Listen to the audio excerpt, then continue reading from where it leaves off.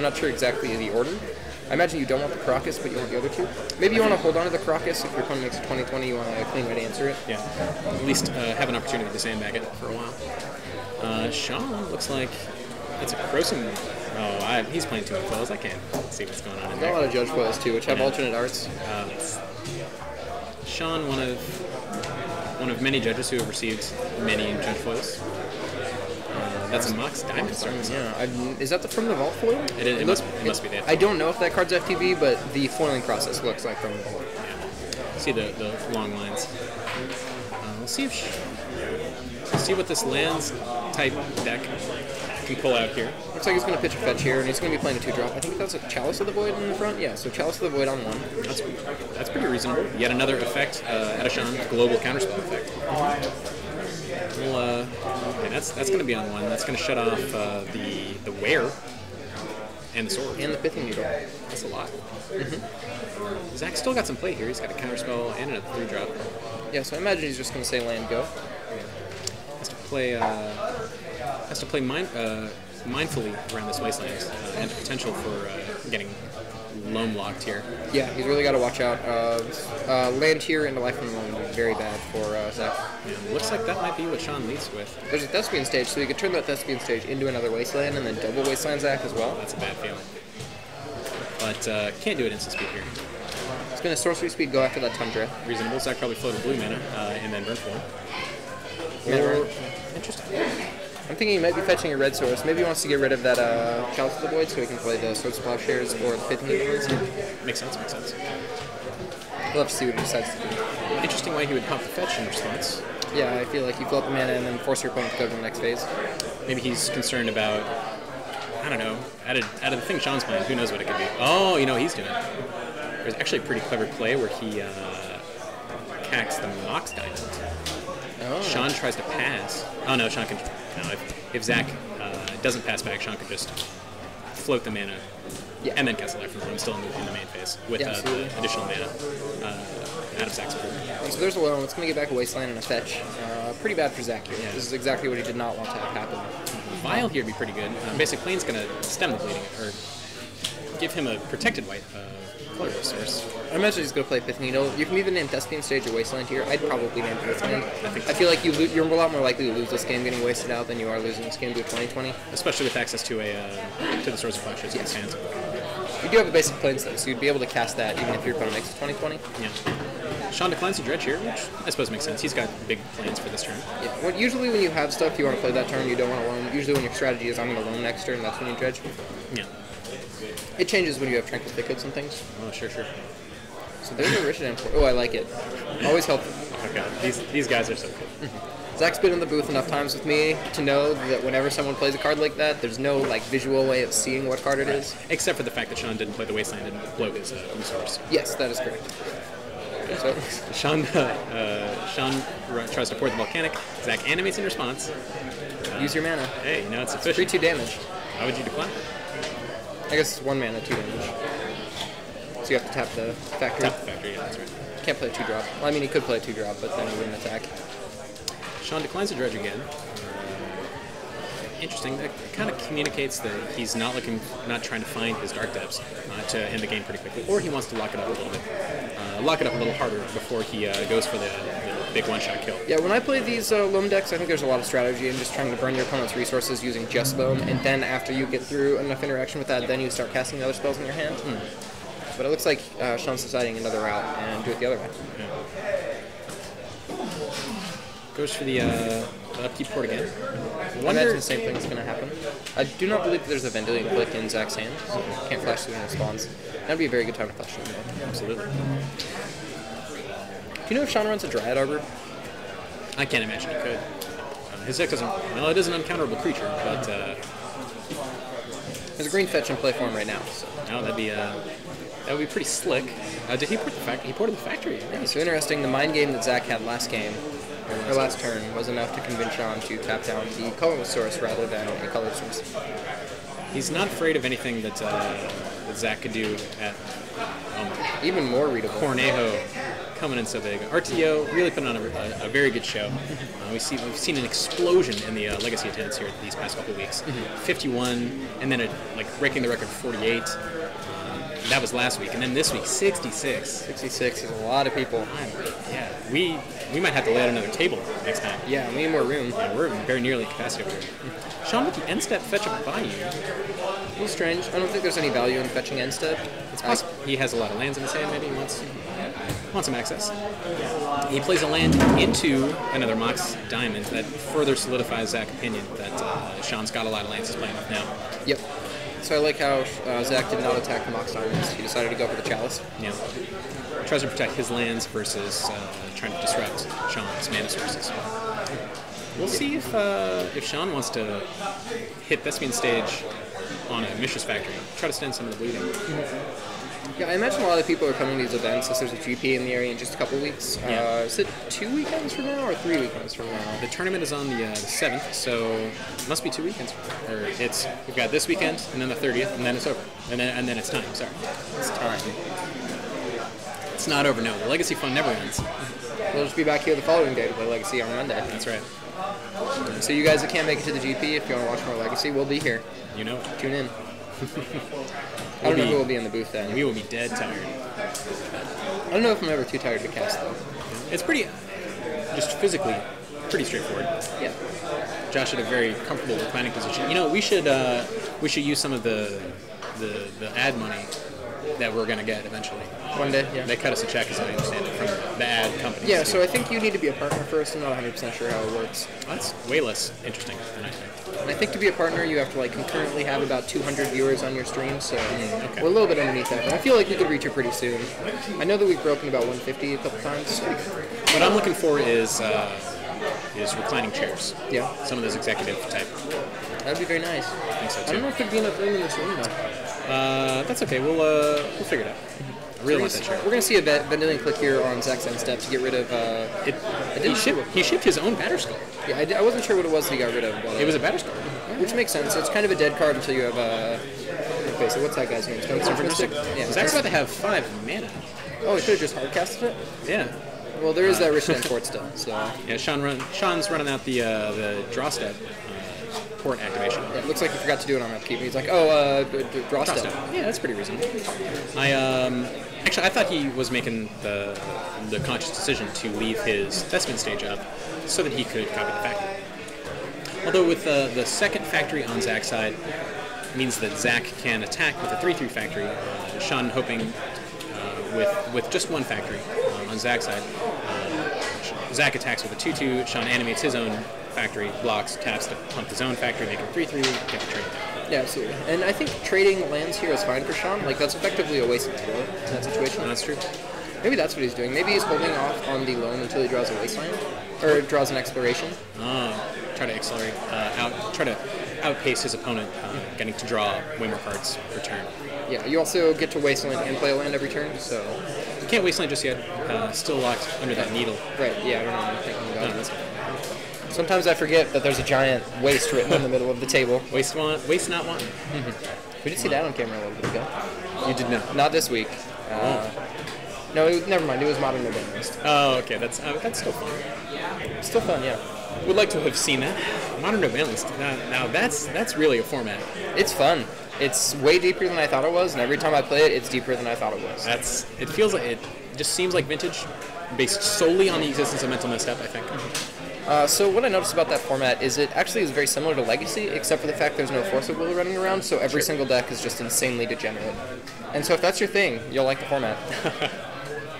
Makes a lot of sense. We see another bash for 6 from Zach's side. Yeah, Zach's trying to end this game pretty quick. I'm a little surprised he didn't just double activate. I guess he wants 3 mana out. To recast the Vendilion Click, perhaps.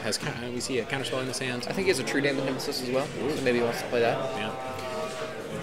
If he wants to play Counterspell, then he should have activated the second factory with his planes, as that cannot cast into... I guess he says, I'm putting you to 5 no matter what.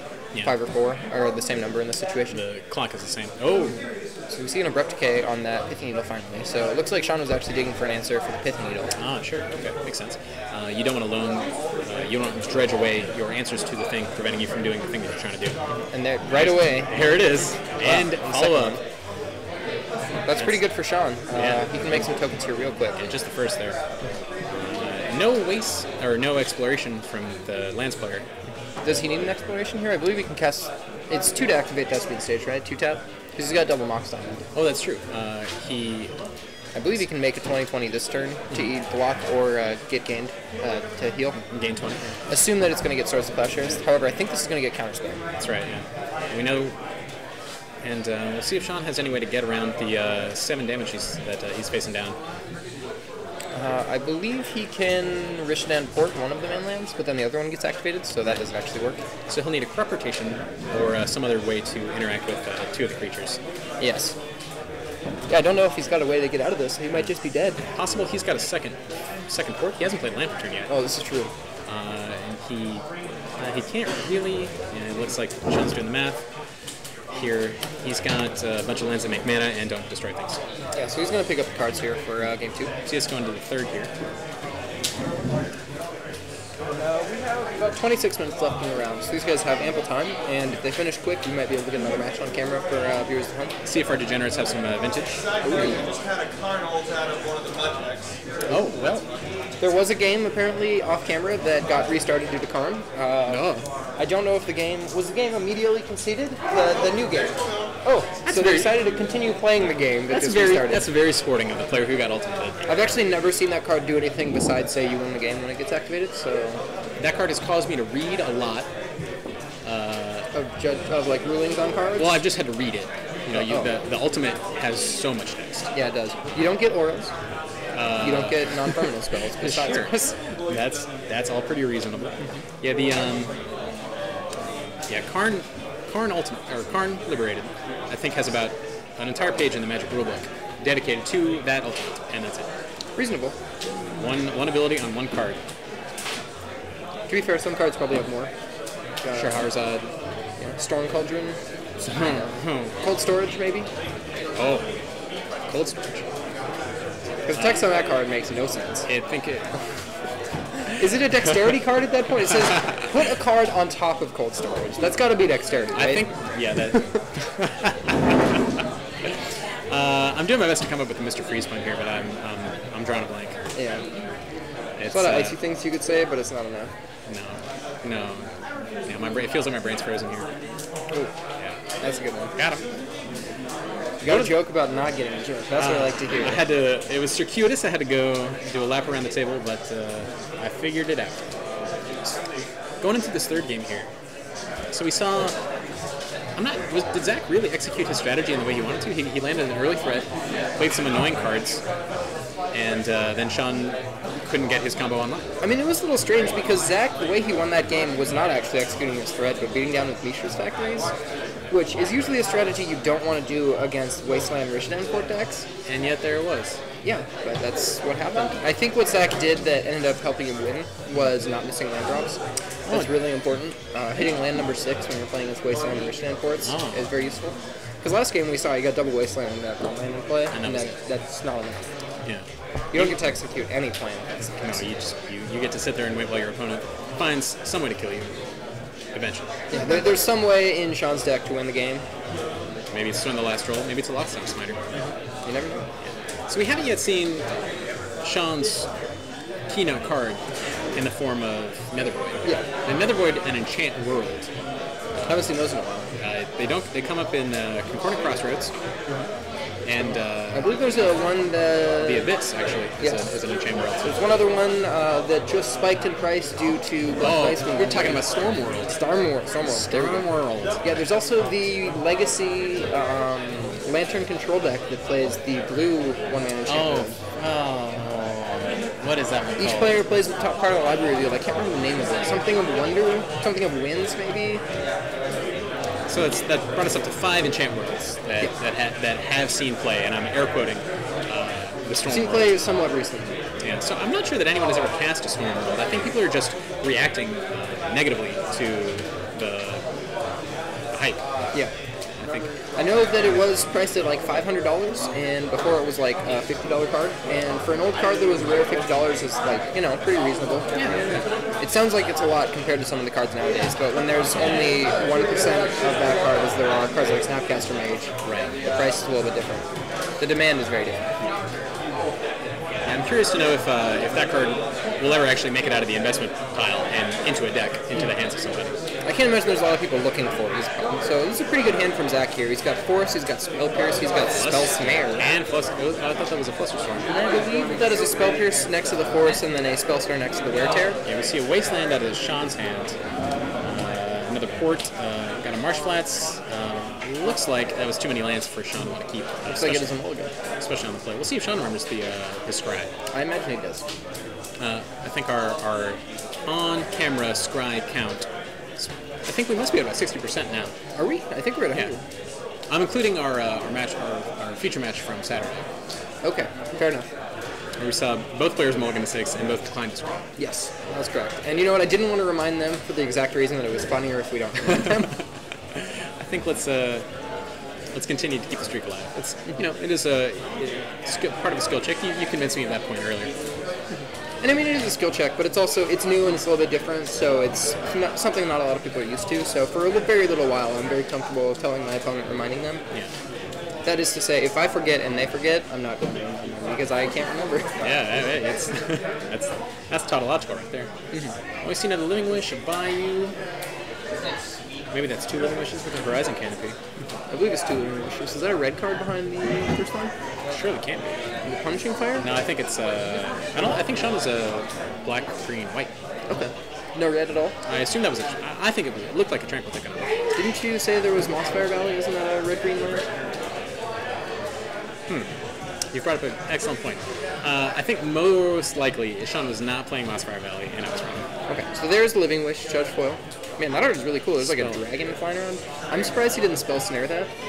Snare is... I thought that was a Flusterstorm, to be I honest. still believe that it's a Spell Snare. Okay, alright. We'll see the next time he finds out his hand. Should he ever. Stoneforge Mystic will play here, finds a Batterskull. Interesting, he likes it in this position. When you have the Stoneforge Mystic, Batterskull's a lot better. Okay, that's reasonable. As even if your opponent has Rishadan ports, you still get opportunities to cast it. However, it's deadly. It's a quick decay. And I imagine there's no waste coming out. I was assuming a race would happen here. And I believe that's another Stoneforge Mystic off the top. No, it's Stoneforge Mystic in his hand. That still hits the field. Imagine this one's going to get a G-Tech. Could be sort of decent family. Sort of Body and Mind wouldn't be out of the question here. I imagine it's just going to get G-Tech though. Pretty reasonable. Or maybe it won't get anything. Maybe he boarded everything out. Jite does seem pretty bad in this matchup. He's going to double check for you. Yeah, we'll help him out here. See, there it is. If he boarded out the G-Tech, then he probably wanted to play Brainstorm and then cast Stoneforge Mystic, get that Batterskull again. Get additional shuffle too. Oh yeah, you get a free draw. Oh, that makes a lot of sense, yeah. Or you get a free +1 on your hand. Yeah. Let's see if Sean feels like blowing the Wasteland now. And, moreover, which of Zach's juicy targets he wants to hit. I would have wasted the red source, or the blue source the turn before, but it looks like he chose not to. We're going to see if that punishes him. See, the speed of Sean's hand might dictate whether or not he tries to get the white source, try to get around that Batterskull hit in the field next turn. Oh yeah, absolutely. I don't think he's got another answer for the Stoneforge Mystic, otherwise he would have jammed that on the table. Good, right. So he's going to double check his sideboard right now. Maybe he's got a Living Wish? I think, he's I thought I saw that coming out in the field. Well, he's got Spell Pierce, so I'm thinking maybe he's got a second one in his hand. Spell Pierced. Not Spell Snare. Yeah, sorry. Spell Snare. It's the worst. I love that card. I think that card is criminally underplayed. It's got relevance at all points in the game. Sure. Hits a Snapcaster Mage, which is pretty decent value. Yeah, modern play right there. Oh, I'm sorry. Excuse me. Sean, taking some time here, thinking what... So he's going to choose to waste the white source here, so he's a little bit afraid of getting that creature into play. And then we got a loan back, that's why he decided to do it. Makes a lot of He has sense. not played a land this turn, so I believe he'll be able to waste again, but it's going to get forced. Pitching Spell Pierce. Oh, very interesting. We'll see if Sean has a follow-up land. He does not. And Zach kills another white source. Big deal for him. Absolutely. Imagine he's just going to pass the turn back. I actually would fetch here right away. Probably fetch a white source. Sure. Just so your opponent can't Abrupt Decay on their upkeep. You don't necessarily need to cheat it into play right now, but you don't want to give your opponent a window of priority while they're untapped and you can't cheat it into play. That's pretty heads-up play. Zach declines, though. Especially because I don't think at the end of your turn, there's no way you're doing anything besides activating Stoneforge. Sean declined to dredge the loan. Very interesting.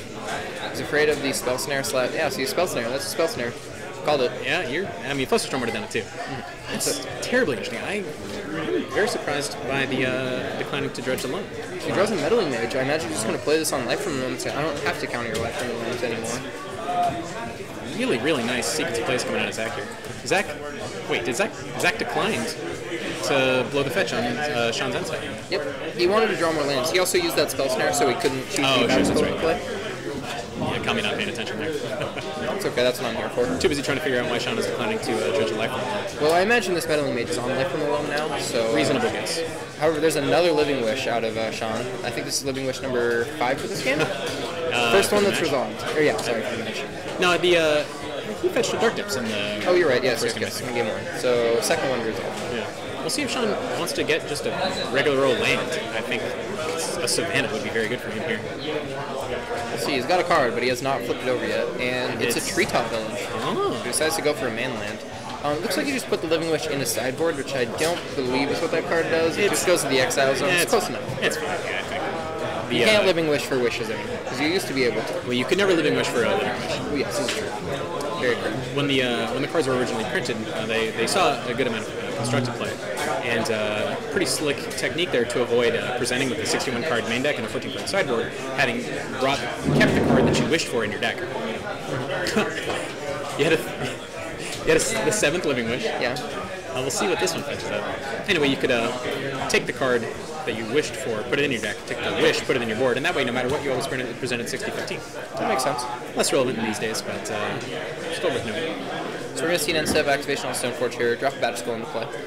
And he's got 4, 5, 6, 7. 7 on the field. 7 on the swing. Sean's 12, and he's still got that Horizon Canopy in play, so his left total's getting a little low. Yeah. And Zach's going to draw a Pithy Needle for the turn. So there's a Thespian stage on Sean's side of the board, so maybe he's going to name Thespian stage in case Sean drops a Dark Depths, makes it 2020. Yep. Even 2020 wouldn't. It would just barely do it here. Blocks the 4/4 pretty safely. Blocks the 4/4, get in, push on to 2, and then Sean actually can't get a kill with the swing, so he'd have to leave it on defense, block the Meddling Mage, and then be able to get a kill. And here comes Dark Depths right off the top, right on time. But it's run the last troll. That man cannot be counted. No, he cannot. Zach does not have an answer to it either. So it looks like the Pithy Needle is actually on Wasteland and not Dark Depths. Thespian stage. Yeah, sorry, Thespian stage. I need to name Thespian stage there. Yeah. Oh, Sean Pac-Man, he has to trade with the germ token. Oh yeah, he doesn't and then have falls to 1 and then can't do anything because it must be on Thespian stage because then Sean could. No, even Sean makes a 20/20, but he's a 1 and it's not good enough. Yeah, it's not good enough. So we'll head on. We've got 15 minutes left on the clock here. We'll see if we can't find something interesting to put on under the lights. Even if it's just 1 or 2 vintage games. I know we've got, with 66 people here in the room, I bet we could scrounge up 2 decks fun to look at. Yeah, I know Jordan has his because he left it at Greg's and Greg brought it today. So perfect. There's at least 1. Yeah, all right.